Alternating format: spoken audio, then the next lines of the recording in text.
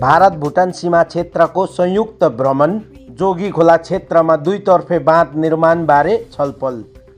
नमस्कार दर्शक, आज भारत भुटान सीमावर्ती क्षेत्र अन्तर्गत जयगाउँको खोक्ला तोरीबारी बस्ती नजिकै रहेको जोगीखोलाको निरीक्षण भारत र भुटानका प्रशासनिक अधिकारीहरूको संयुक्त टोलीले गरेका छन्।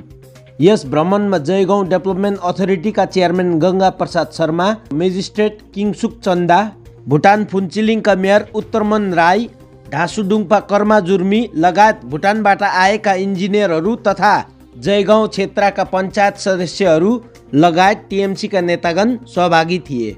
भ्रमणको दौरान दुवै देशका प्रतिनिधिहरू बीच उक्त सीमा क्षेत्रमा उत्पन्न समस्याहरू र समाधानबारे छलफल गरिएको देखियो।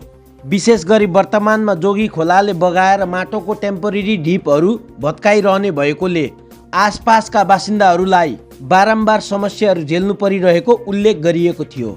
यस विषयमा जेडीएका चेयरम्यान गंगा प्रसाद शर्माले जानकारी दिँदै भन्नुभयो, यस वर्ष जोगीखोला र गोबरजिती खोलामा दुवै साइड बाँध निर्माणको कार्य पास भएको छ। उहाँले थप भने यो प्रोटेक्सन कार्य केवल भारततर्फको साइट खाली गरेर सम्भव हुँदैन, भुटानतर्फ पनि बाँध निर्माण कार्य गर्नुपर्छ, नत्र हाम्रो प्रयास प्रभावकारी हुँदैन। शर्माले यस सम्बन्धमा भुटान सरकारलाई औपचारिक रूपमा निवेदन दिइने जानकारी समेत दिनुभयो। प्राप्त जानकारी अनुसार जोगीखोला र गोबरजिती खोलामा करिब 150 मिटर लम्बाइको बाँध निर्माण कार्य भारततर्फ सुरु गरिने तयारीमा रहेको छ। भ्रमणको क्रममा उपस्थित रहेका भुटानका मेयर ढासुडुक्पा र इन्जिनियर टोलीहरूले पनि कोर्डिनेसनको लागि सकारात्मक सन्देश दिएका छन्। चेयरमैन जी, आज के दिन में आप लोगों के द्वारा बॉर्डर भ्रमण किया गया, इस क्षेत्र का समस्या के विषय में बात करते हुए देखे गए, इस विषय में रखिए। देखिए, माननीय मुख्यमंत्री ममता बंदोपाध्याय के आशीर्वाद से इस बार जयगांव डेवलपमेंट अथॉरिटी को जोगीखोला और गोबरजिती रिवर में आपको दोनों साइड प्रोटेक्शन का काम हम लोग को हमारा सैंक्शन हुआ है।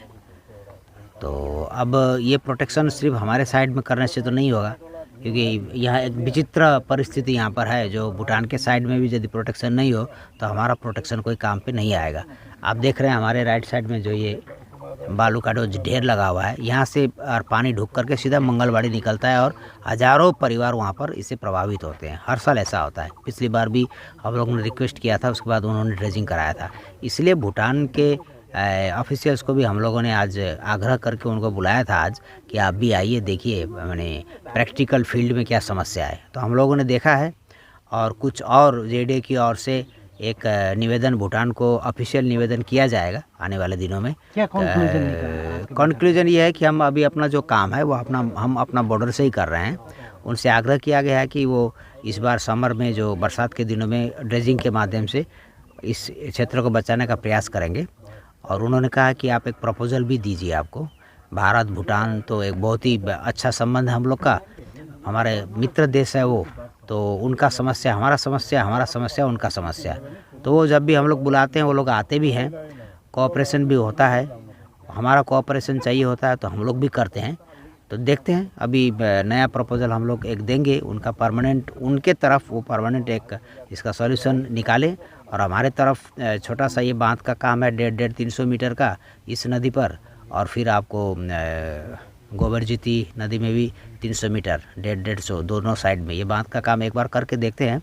ड्रेजिंग इरिगेशन डिपार्टमेंट से ड्रेजिंग हर साल होता है, वो काम भी होते रहेगा, ऐसा हमारा प्रयास है। तो देखते हैं आने वाले दिनों में क्या होता है। गंगा जी, मानसून आने वाला है, क्या मानसून से पहले समाप्त हो पाएगा ये कार्य? शुरू तो करने दीजिए, शुरू होगा तो समाप्त भी होगा। Conclusion था वो के नहीं, since the JDA has already proposed to construct the retaining wall, so from here on, so I think this will prevent a serious flooding during monsoon.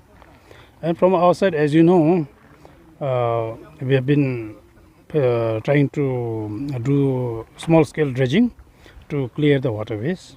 So as was done in the past year, maybe we will also continue doing the same thing during the heavy monsoon only. So that's it. Any plan for coming future? How? As you know, the land area above the border is all fragile, it's fragile and needs intensive study. The studies are being carried on. And then I think in the near future, a lot of mitigation works might take place. So That's what it. kind of work should be done to protect the flood and all? Because mostly the villagers, those who are living out here, they are having a problem day by day in the monsoon season. They have to shift their house and all. No, the protection JDA has already started. They have already initiated. They are constructing wall. That's the only solution, constructing the wall and then clearing the waterways. That's the only ultimate solution. And that the government is taking, the local government is taking on. And I think this might help to a larger scale. Thank you, sir. Thank you. Thanks.